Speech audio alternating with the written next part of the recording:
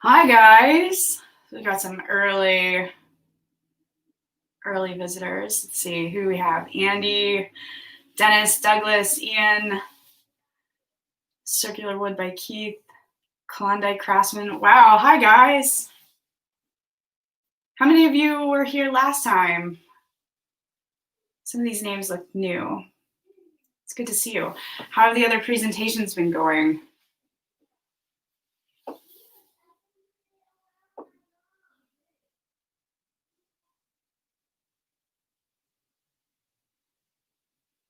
I'm 5x5.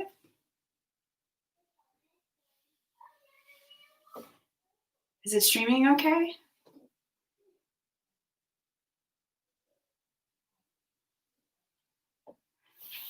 Cool. Yeah, I'm a few minutes early here, so I just wanted to make sure everything was working. Oh, clear picture. Good, good. Okay. Sorry, I didn't understand 5x5. Hi, Cami. Hi, CJ. Hey, Jamie. So we'll give it a couple of minutes before I get started. I'm sure some people are going to come on right on time, right? Good to see you, CJ. Well, I mean, you see me, but I just see your name. So I figured today I would probably just show you how I make an apple baker. Not sure if you guys know what that is. And if we have time, I'll make something else as well. But it doesn't take me too long to throw one. So we'll see. I've got a few lumps of clay here. I've got a couple more. Let me go grab those just in case I need them.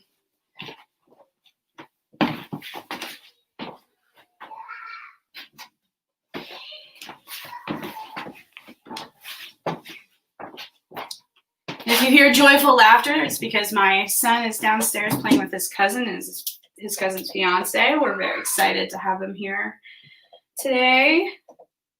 Stopped by last night and then offered to come by and watch Carver while Ben worked.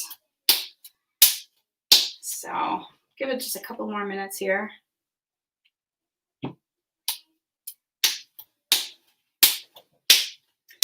I've got several different sizes of clay here. This is about 2 pounds, I'd say, and this is a 1 pounder. So each measurement of clay means you can make something different.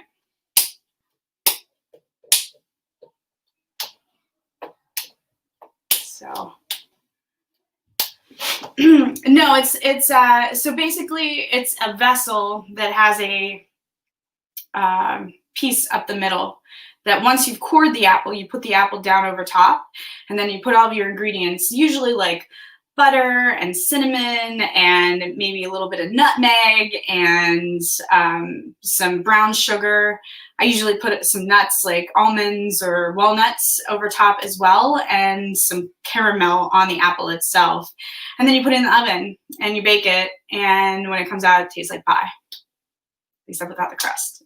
I'm not a big fan of crust, so it's very good, and it doesn't take long, probably like 15-20 minutes at about 300 degrees.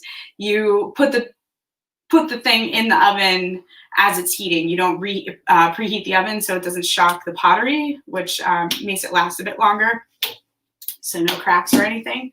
My sister-in-law showed me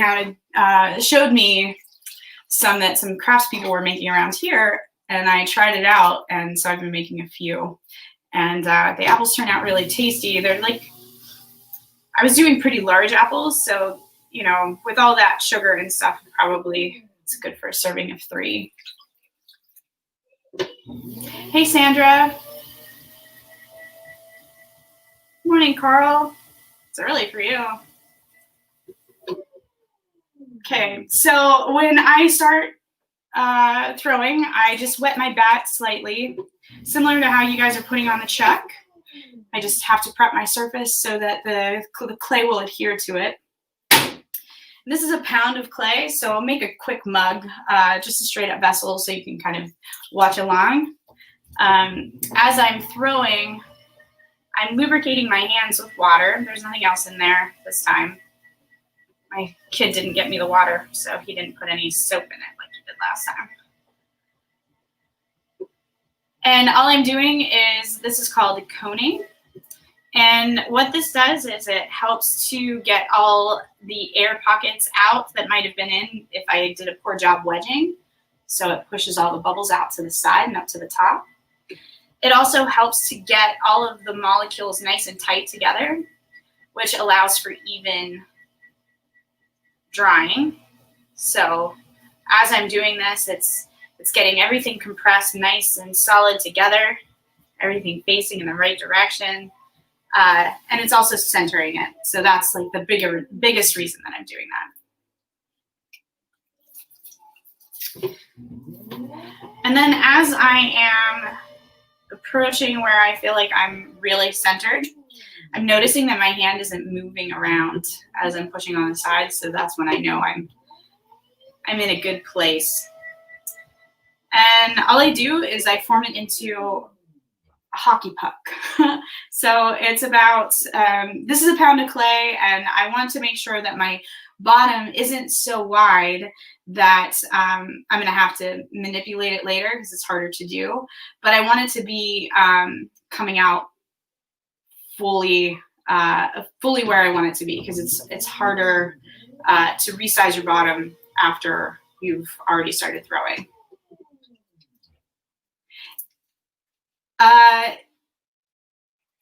It's got I don't know if it's called a pestle, but it's got a piece up the center.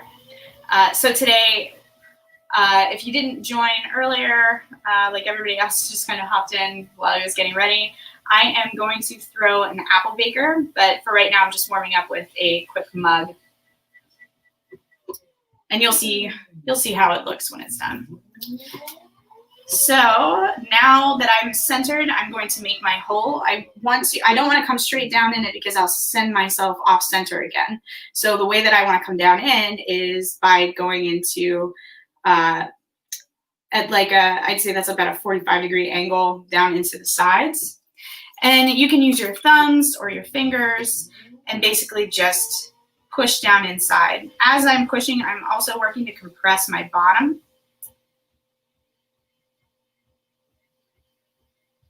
And because I have been doing this for a while, I can just eyeball how much of a thick of a bottom I have. You joined it resizing the bottom. And then when I go down in, and I know you can't see it right now, so at first my hands are like this, and then I'm going to kind of curl my fingers in to give myself a shelf while I'm pulling up so that I can be pulling up the material. Hi, Valerie. It's good to talk to you. And then the next step is to pull up my walls. And to do that, I'm using the fat part of my hand here to push on the outside, and then I'm using my fingers to counteract the pressure from the outside and push out from the inside. And as I'm doing that, I'm pulling my hands up. And I'm doing that at a rate of speed that's pretty equal to the wheel turning. If I go too quickly, I'll end up with a spiral, and I'll do that purposefully so you can see it. If I go too slowly, then I'm going to get uneven walls. So you just, as you learn how to do this, you time yourself. So I am pushing up and out at the same time. And there you go. It's starting to raise. And I'll do that a couple of times until I get to my desired thickness of wall and height.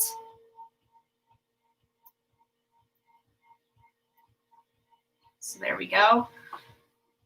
And each time I'm following through with the motion all the way up through, again, to make sure that my walls are even, but also I'm at the end compressing the rim. And compressing the rim means that while it's drying, the rim doesn't crack, because it's also a very sensitive space for drying. And I'll do this one more time to get my height and my thickness. There we go. The next thing I'm going to do is I'm going to take my potter's knife, It's just a piece of wood.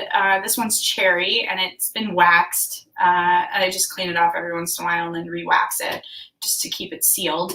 And basically, it's just a straight edge this way and a straight edge this way. This one in particular has a cutout in it that I can use to, when I'm making larger bowls, use it to make a foot if I don't plan on trimming. But all I'm going to do is I'm going to take this edge here and I am going to insert it into the bottom of the bowl and take away the excess clay, or the bottom of the cup and take away the excess clay. So you can see that there's a good bit of clay there. And for me, everything that seems like it might be waste, I just throw it in my slop bucket and then I reclaim it later. All of the clay that I'm using today, I reclaimed this week so I could use it for this demo. The next thing I'm going to do is I'm going to straighten out my wall. See how it kind of has a bit of a belly and an indentation? I want to be purposeful in how I have my shape, so I'm just going to clean it up a little bit. Straighten that puppy out.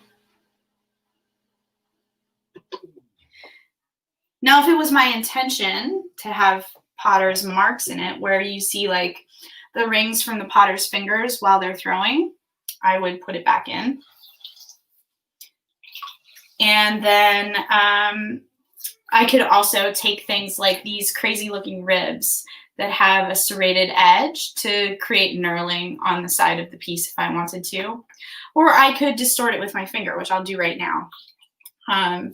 So the first thing I'm going to do is I'm going to take some excess water out of the bowl itself. Because I also did not compress my bottom very well, I'm going to use the sponge to just kind of press it a bit down. That will help to avoid any cracking in the kiln or elsewhere. And the next thing I'm going to do is I'm just going to make sure my fingers are wet. And I'm going to turn the wheel on, but the way that I'm going to position my fingers is one finger a little bit further out than the other one, and then I'm going to use that pressure to create a spiral in the piece. So we'll see if that works out. Can you see it? A spiral? So this is what I've been practicing a bit just because I like the organic look, and it makes a really fun mug. So there's a spiral vessel. You see the spiral there. And that's called a distortion, which you can do pretty much at any point before it gets overly hard. But I usually do it at this stage.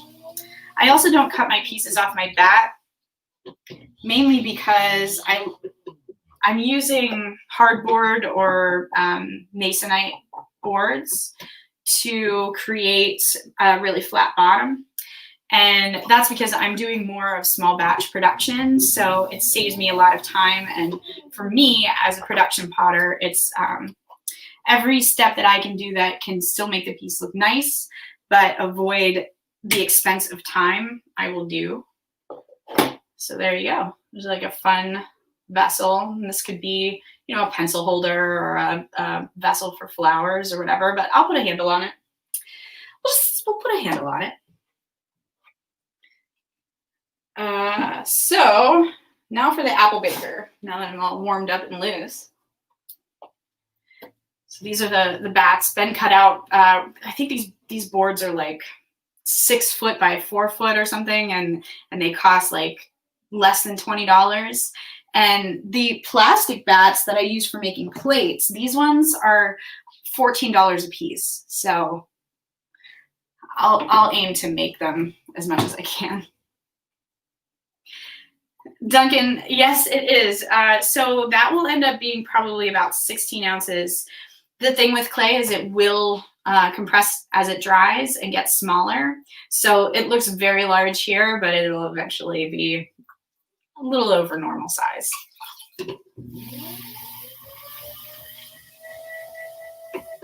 Not like the John D. Harvey tankard that turned into a flagon piece. I don't know if you guys saw that, but there's a blacksmith, John Harvey, that I'm friends with, and he wanted a massive mug, so I made him one, and it holds 2 pints of cider. This is 2 pounds of clay. This is what I normally use to make a pretty thick, heavy bowl for mixing. I'm going to use this to make the apple bowl.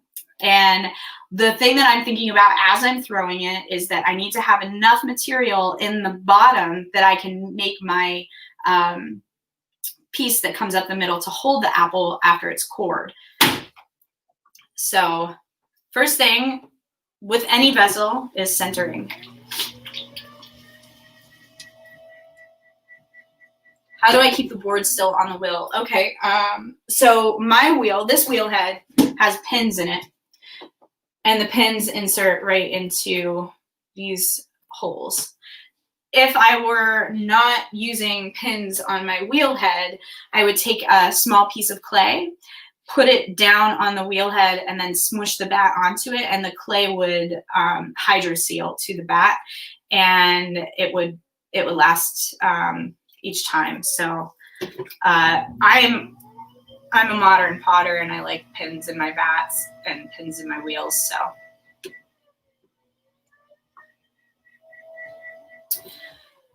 So your question about hodgepodge, your question about cost of investment. So the pottery wheel itself, you can usually find them for pretty cheap kick wheels without a motor. You can put a motor on them. They're really heavy and they're really annoying to move.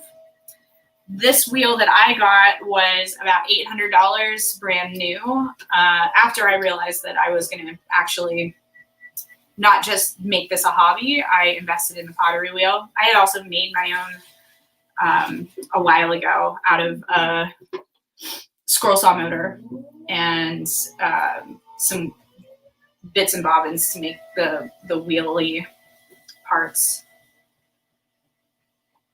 But I'd say, you know, it's probably a couple of $1,000 investment to get started, because you need your pottery wheel, you need tools, you need a kiln, you need a stool to sit on, unless you're going to throw standing up, which you can do.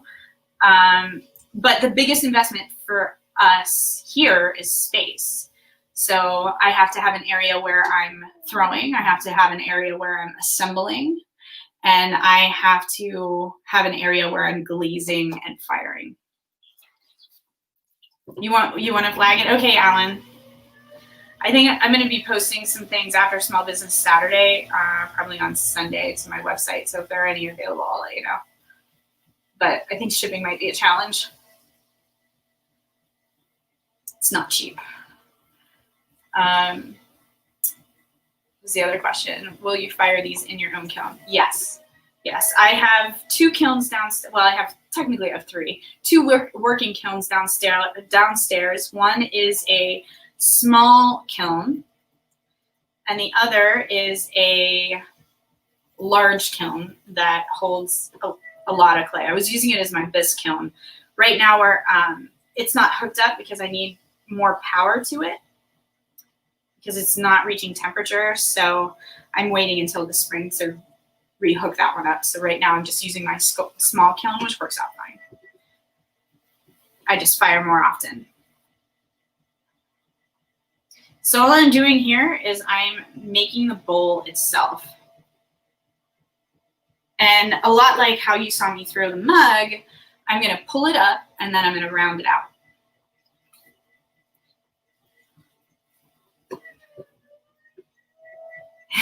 Yes, I need to get back.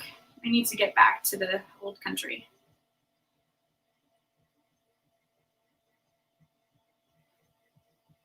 I had a dream that I was visiting Claire and petting the giant fuzzy cows that she's around.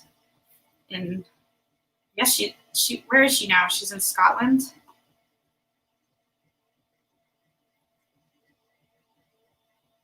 So I'm just taking my time. I want to keep this quite thick. The thicker walls allow for it to be a little bit more solid, especially if I'm going to use it in the oven. And I want to make sure that it's going to last a while, especially if somebody's going to purchase it from me. So my next step is to just kind of belly it out a little bit. It doesn't need to be overly tall, and it doesn't need to be overly wide because all we're putting inside is an apple. Douglas, you cannot fire this type of clay in a domestic oven. The reason being is that it just will not get hot enough. My kilns here, they can fire up to cone 10, which is a high fire. My mid-fire clays that I'm using right now needs to get up to 2100 degrees Fahrenheit.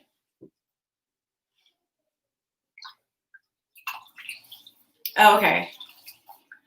Iverness doesn't really mean anything to me. I don't know what that is. I'm in Pennsylvania. All right, so the step that I'm doing now is I'm just taking my fingers like this, and I'm pressing down into my bottom where I have excess clay, and I'm pulling that excess clay into a cone. And that way there's something for the apple to sit on inside the piece.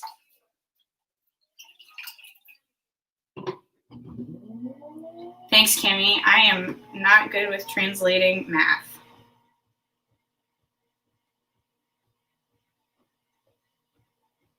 And some people put a spiral in this just to make it pretty, but it doesn't do anything effectively different than just making it a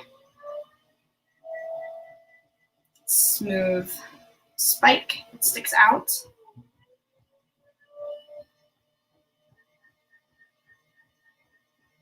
I know you can't see what I'm doing, but I will pop it up here in a second so you can see. Where's my tool? So I'll put this back down so that I can trim it and you can see how that looks. But in the inside, there's just like a little piece that sticks up, and that's what the apple will sit on. And that just keeps it steady in the oven and allows for all of the fun juices and everything that are boiling underneath the apple to get inside the apple itself. So you don't want what the core is sitting on to like completely take up all the space inside the apple. You just basically want to have it so that it allows the apple to sit down on it and not move and not fall over in the oven. But these are fun little projects that are super simple to throw, and people really like them, so they're a nice gift for people. They're also very nice at shows when I do them, and I can do them. And again, all I'm doing here is I'm just cleaning up the wall, pulling it out a little bit, straightening it out, get some of that excess clay off of there. See, like the schmutz, it's a technical term, schmutz. And then cleaning that off. Northeast Scotland. Ah, good. Thanks. I thought it was Scotland. At least I was in the right country. All right. So I'm going to just go back in here again just to get some of that excess clay out of the bottom.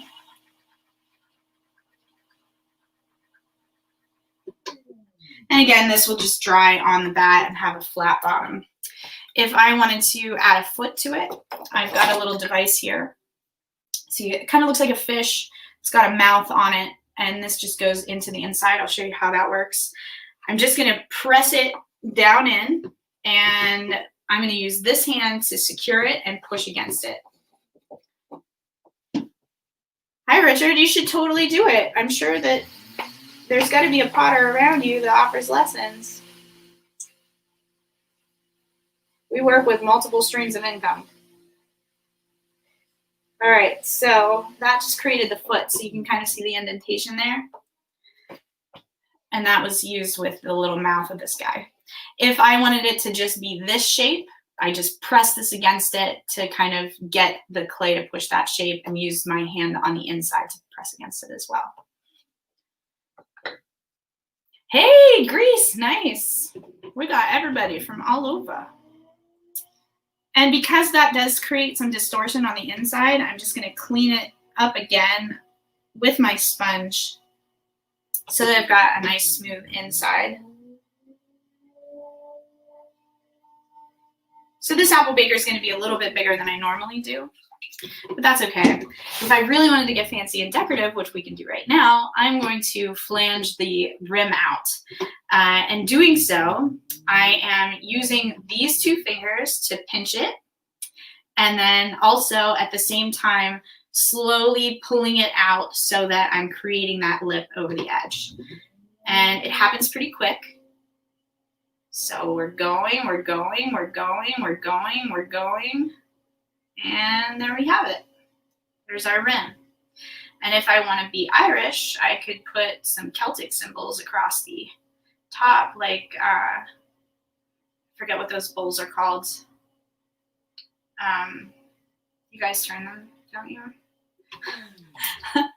But they're very decorative.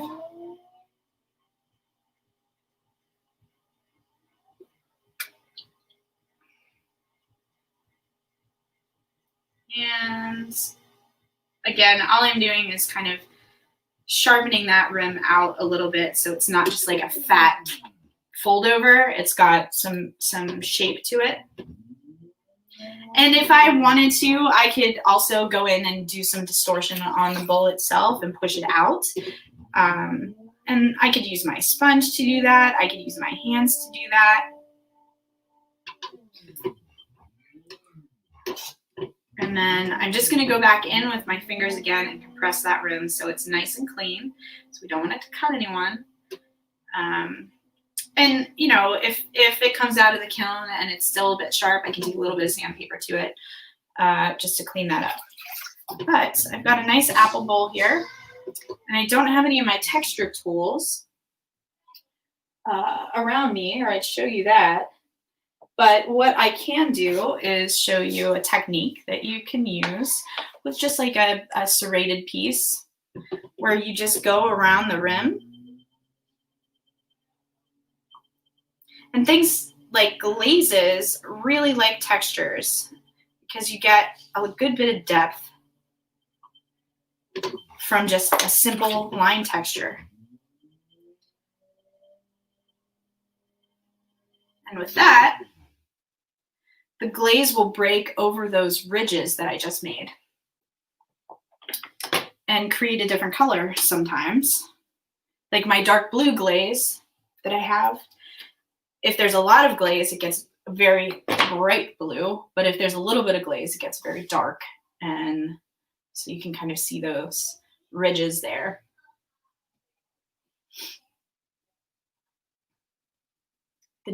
So tinkering, you have a question. The decorations you add to your mugs, Sasquatch, snowflakes, etc., are they applied during your initial throw or after the vessel is dry? It's not completely dry. So there are different stages to clay as it's drying. There's wet clay for throwing, so it's very plastique, and it has a lot of give to it. And then there is the leather hard stage, which is where you do a lot of manipulation. You're applying handles. That's where I'd be applying the badges. And that technique, you use what's called slipping and scoring. You're using what you've thrown with, so this very wet clay called slip, to adhere two pieces of leather hard clay together. And you kind of like rub them in together, and then they cement and get really solid even in the joints. Very similar to just wood glue. But when you're scoring, I have a little device here.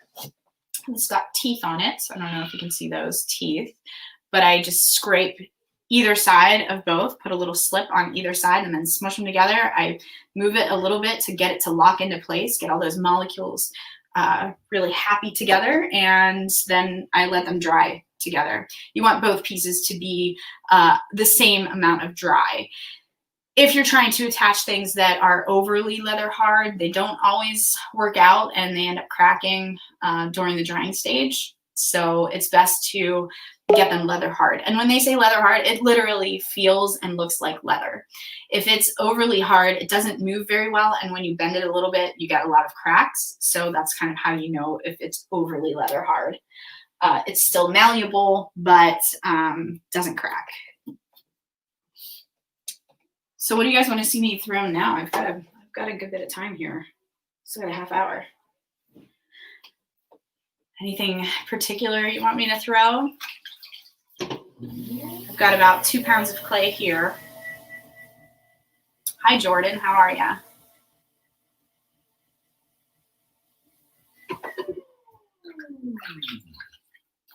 So I was saying before about someone was mentioning that they really have wanted to try throwing, and there are plenty of potters around, and even mainstream potteries that will offer lessons. Sometimes you have to get closer to a larger city area, but I know, like for instance, in England, in where was I? Yeovil, or just outside of Yeovil, there was a woman who was giving lessons on doing raku pottery. So it was hand building; it wasn't throwing. And they hand built pieces, and then she had them fire in a raku kiln, and it was Wonky Woodworks, Daniel and his wife Janie that did that, and they had a really great time. Around here, there's a local library actually that has an entire pottery studio where you could go and throw, and they have lessons and teachers. We also have local, like I give lessons. Depending on people's temperament, I will give a lesson. I would like to do it more. I just need bigger space. As you can see, I'm in a very little nook. So if you're a big person, you're not going to fit in this tiny little crouched hole. I have another pottery wheel that's on my porch in the springtime that I throw on. So when we throw a water jug, okay, let's see if I can do that. It's going to be a very small water jug because it's only 2 pounds of clay, maybe a pitcher. So I get my piece centered, I get my hole started, and with a water jug, it's usually got a nice belly and a neck, depending on the style you want to do.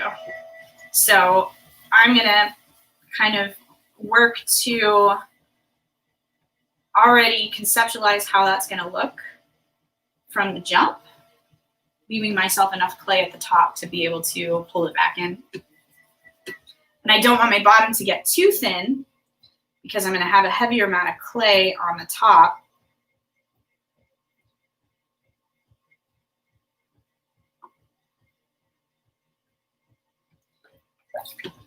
And instead of throwing this straight up like a normal cylinder, I'm already just going to try and start bellying the bottom out. Yeah, this is going to be a really, really small pot, really small pitcher.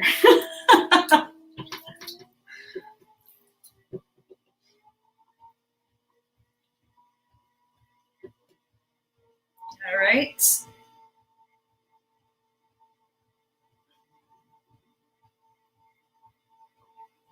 So I've left myself about double the amount of clay thickness on top versus what's on the bottom to be able to pull this in so that I can make my neck.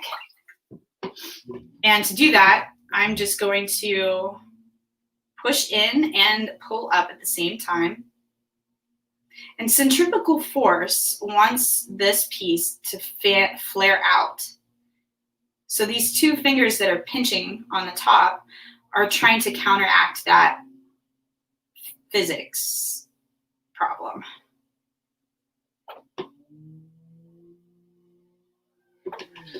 So now while I can still get my arm down inside, I'm just going to take my sponge and get some of the excess wetness out of there. Although water is a great lubricant, it is your enemy when it's just sitting. It will basically rot the bottom out. Okay, so I want some water on the outside so I have some lubrication.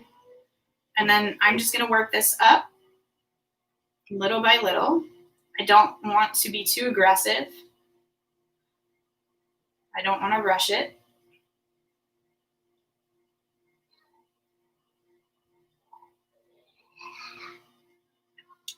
And I'm just every so often going back down a little bit further so I get a nice shoulder on the piece.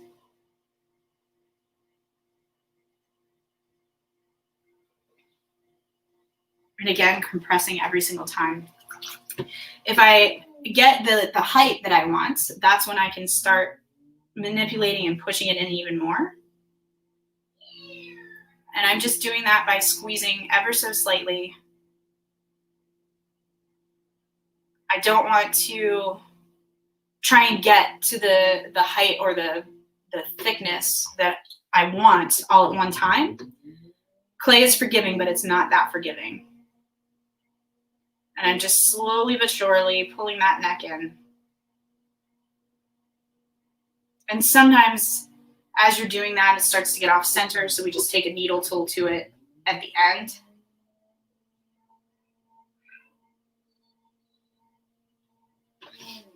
And then what I also can do is if my shoulder is getting a little too flat, I can go back in with my fingers and just push that out a little bit.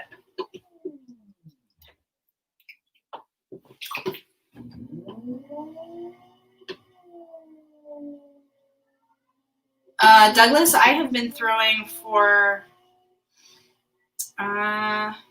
since 2014, but like really like spending a lot of time throwing. Probably 2016 was the year I really got into it and really like decided to take a lesson and that kind of stuff. Make an art piece with no practical function. Okay.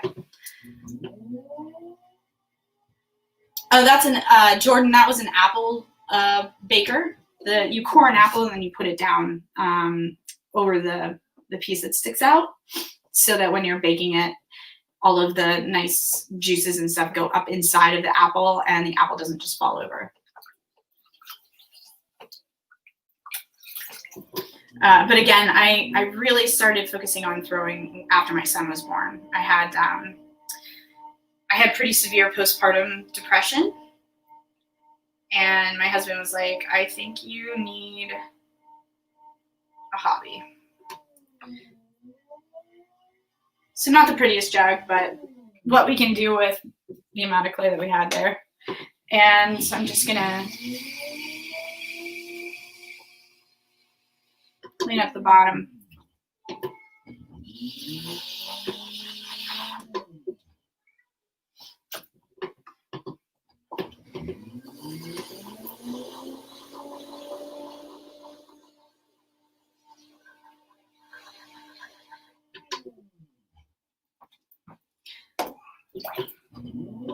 There you go. Nice little Roman jug.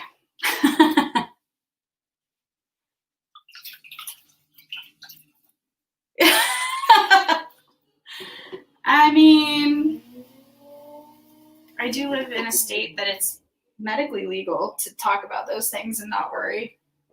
Hodgepodge. Oh, do it. Yes, we should do that. We should you guys should submit your vessels to me and I'll try and recreate them in clay. That would be a fun activity, right? Yeah, so I could probably get that neck in a little bit tighter, but just in the interest of time, like I said, it's just a slow process. I can get it tighter and then we can put little jug handles on the sides and hoot hoot. Anyway, so something that is art. Putting me on the spot. Let's see.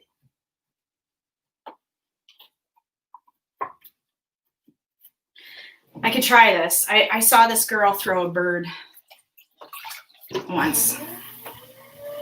And not this kind.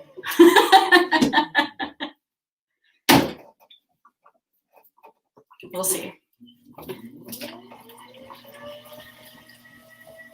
Oh yeah, I could try that, Jamie.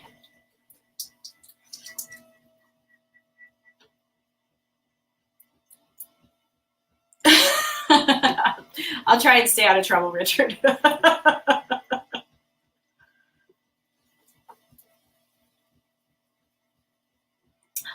Some of my first turnings are actually lids for my vessels. I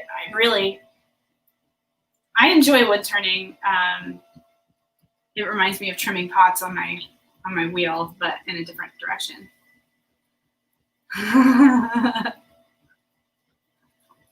Okay, so this is vessel distortion, and we'll see if I can do it. I haven't tried this before, so we'll see. You put me on the spot. We'll see.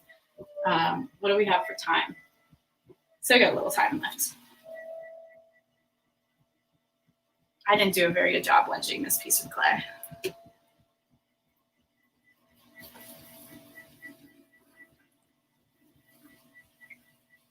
Okay, I'm really nervous.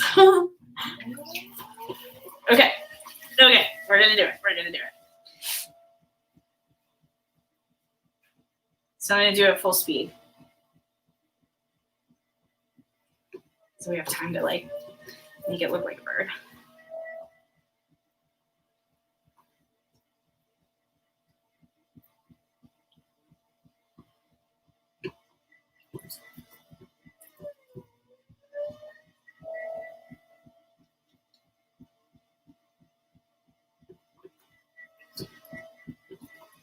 I'm like trying to think in my head like how much I want this sticking out.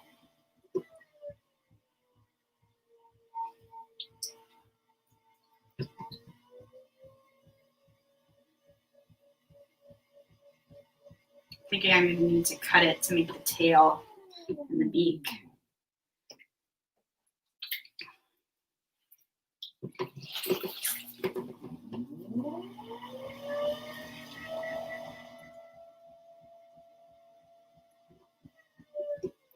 Right, so here we go.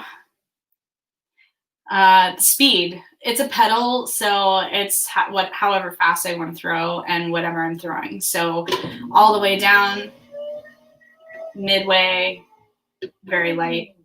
If I'm centering, I'm usually all the way down to the floor to get the full speed.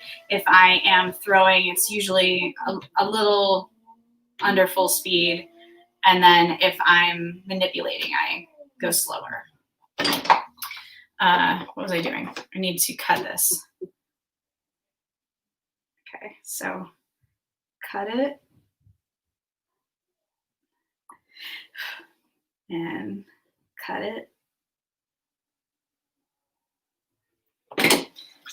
And bring it out. And bring it out. And bring it in. It's harder to do when it's wet. Hang on. My hands are too wet. Are you starting to see it come together?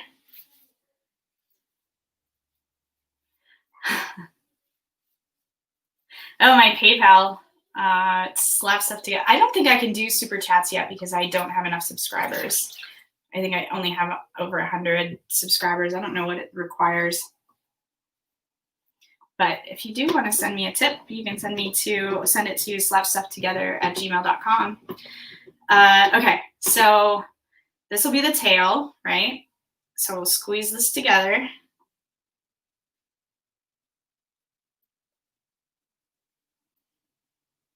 Cami, you'd be good at this. And then this will be the head and the beak. So we want round here. And we squeeze it together. Whoa. This is tough.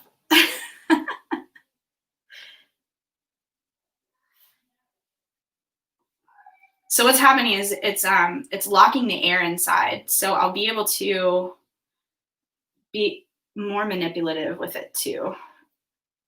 So let's get the tail fanned out here. Whoop. And get the beak. My hands are really wet. Oh man, 4,000 hours. I'm lucky to get that in 5 years, probably. It's not going to be super pretty.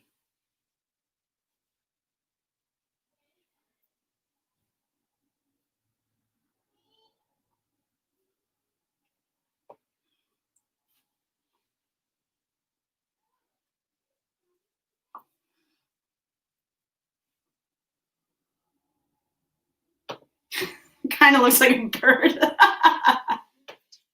Kinda.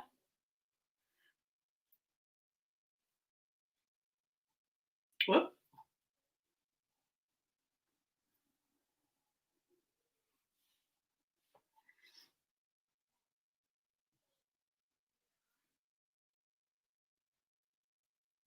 There we go.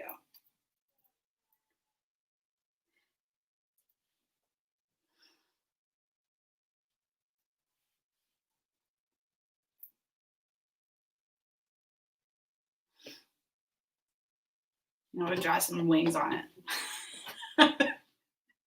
Doesn't look so much like a bird, but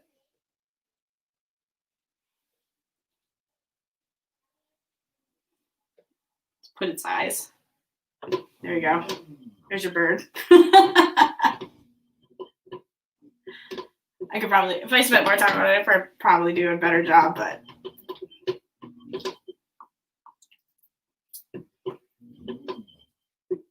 there's a non-functional art piece on the wheel.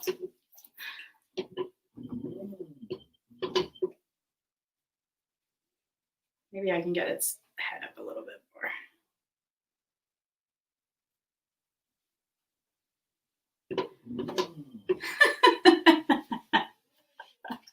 Is it a fat dolphin?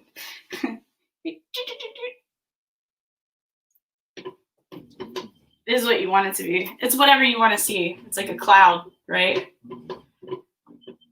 There's the head. There's the tail. It's a wing.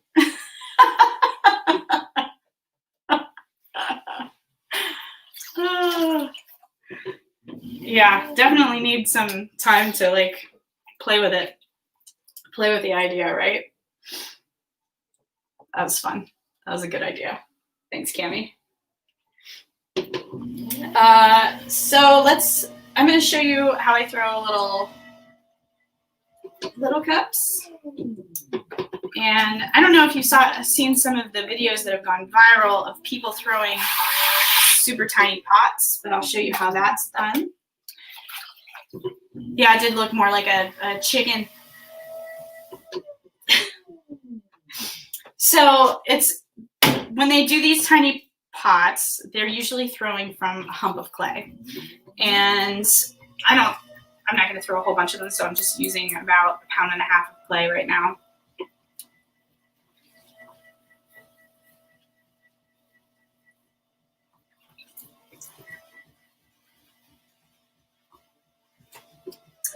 And basically you just get the mound centered. And when you're throwing smaller pieces, it's easier to just center one large piece of clay and then throw a bunch of smaller pieces with that. So I'm just going to go ahead and section off a piece of that clay. It's probably about 1/4 pound of clay then.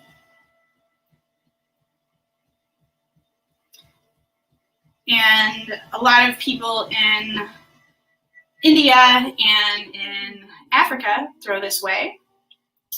You'll see them on the ground with their pottery wheel, and they'll be throwing smaller vessels to sell at the markets, especially in areas that are very touristy. There's a style that is very Croatian as well for throwing little pots and things. So Jamie, you had sent me a video about if I could throw something really small before. And basically it's the same technique of throwing from just one piece of clay. You're just throwing it off the mound. You're using the mound as your bat. And see how I've gone off center? You can see my rim's a bit wonky there. it's got a bit of a wave in it. I'll just take a tool and trim that right away. And the skill there is to just be as steady as you can be so you get an even amount of material. So now you've got a clean rim.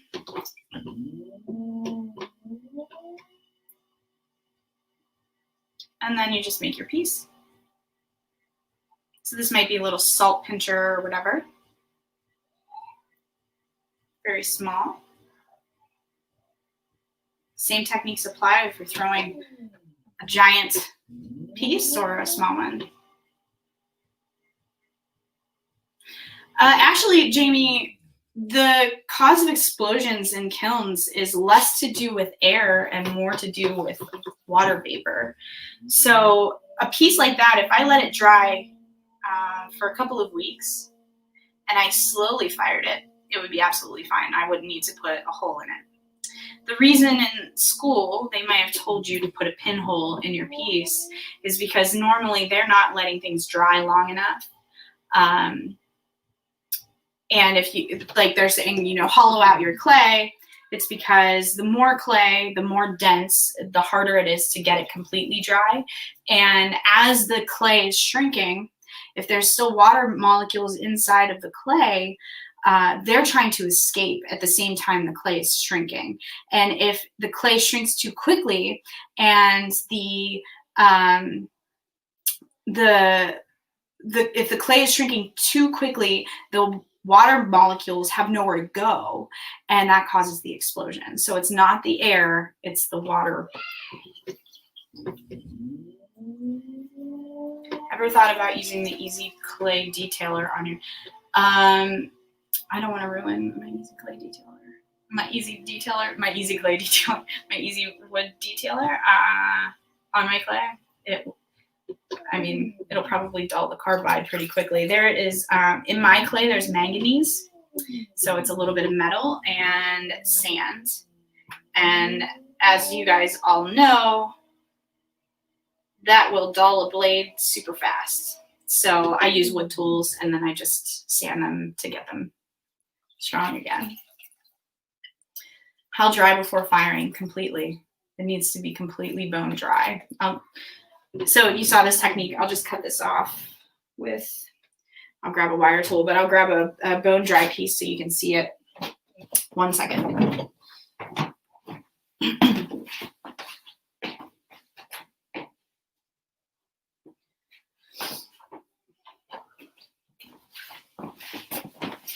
This is what a piece looks like when it's bone dry. See how it's almost completely white?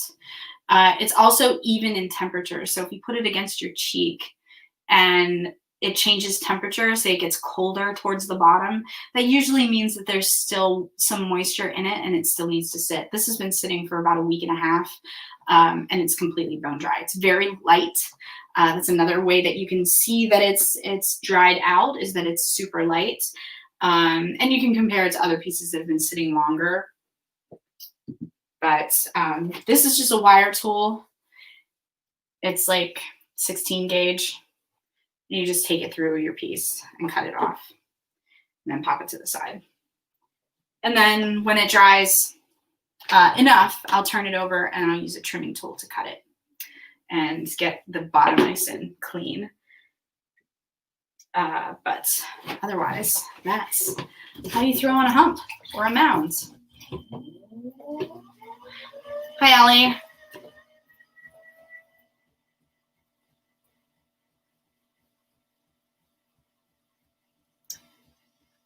They're in that, the times for each demo are in the picture, at least on my Instagram, and I think the times that I gave are Pacific Standard Time under each picture. But Jamie, if you want to put up the link to the next presenter, that would probably help, right? And we've got a few more minutes here, so I'm happy to answer any questions, show you any techniques, show you how any tools are used. I did want to mention, when you're firing your kiln, the firing process, there are 2 steps to firing clay. The first step is called a bisque fire. And then the second fire is the glaze fire. And it's about 1,000 degrees difference for the final temperature. During the bisque fire, all you're doing is trying to get the piece to be a little bit more easy to handle without breaking. And it not overfired to where there's no room for the glaze to adhere. Hey, bud, yes, it's a doozy. It's like $60 to ship, anywhere between $60 and $90 to ship a mug to Europe right now. I don't know why. It's crazy. And I was talking to a couple of friends about, how long it takes.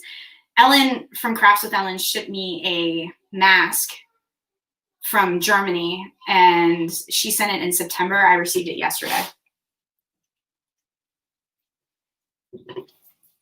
A rabbit hole? Oh, Chris. It depends on what you want to do. Like, if you want to just be a hobby thrower and like make a few pieces here and there, then I would say you could get a pottery wheel and you could throw, I've seen people throw with self-hardening clay. It's not as easy. Yeah, man, it's like more than the piece is worth. So back to Chris, it all depends on your level of interest in wanting to get into it. So you can get a small pottery wheel for about $400 online. That's that you can store easily. They're called, what are they called? I'm blanking on the. I'll send you the information if you're really interested. But they're a fold up pottery wheel that you can take on the go with you, and they just plug into a normal outlet, and they're nice because you just pop it out and use it. But you can throw with self-hardening clay. You can throw with low fire clay that fires in your oven. Those two things though are not for food. They're not food safe because they fire at a lower temperature. They don't get hard enough. They will hold bacteria. They will absorb material that you put into it. So if you want to do something that's more functional, you need to do like a low to mid fire clay that fires in an actual kiln. And if you don't want to invest in the kiln and you don't want to invest in the electricity in the space, you can send that to a pottery studio. And some studios have rules about what types of clay and everything, but you can get into it and not be full blown. But it's like anything else. Like you have to find the resources and you have to do your research before you start. So it's definitely not something that's just like, hey, I just want to do this every once in a while. It's definitely something that you're probably going to want to invest the space and the time in. But you could do hand building, and hand building is like, you can make things with a rolling pin and textured rolling pins and things. So maybe next time, if I get invited to do this again, I'll do some hand building for you guys so that you can kind of see how that works. I make hand built mugs. I don't just throw everything. Good morning, Robin. Good to see you. Thanks for stopping by in your sleepiness.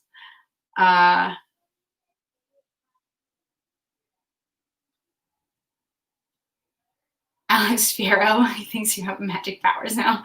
I am a magical being, whether or not magic is real. Yeah, Jamie, so $30 is like a small package, but when I pack pottery to ship overseas, I have to pack it a box inside of a box. And usually it's a pretty large box, even if it's just a small mug inside to avoid breakage. Things get crazy when they ship places. I shipped something to Canada last week, and it was they wanted 2 pieces and it would have been $90 just to ship to Canada. And I'm in Pennsylvania. Canada is right at the top of our state. So it's like, why did it cost me more to ship to Canada than it did to ship to California? Oh, good. Yes, please send me that information, because that would help, because I get a lot of inquiries about making mugs, and like Rasmus and those guys have all asked but couldn't afford the shipping. So yeah, please let me know.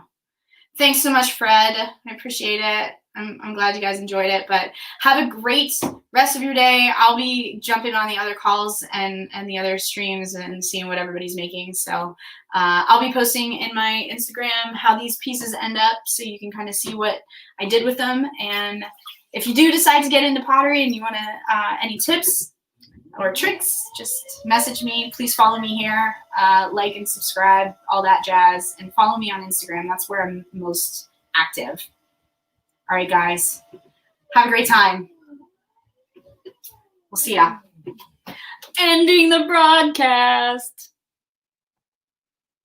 Bye.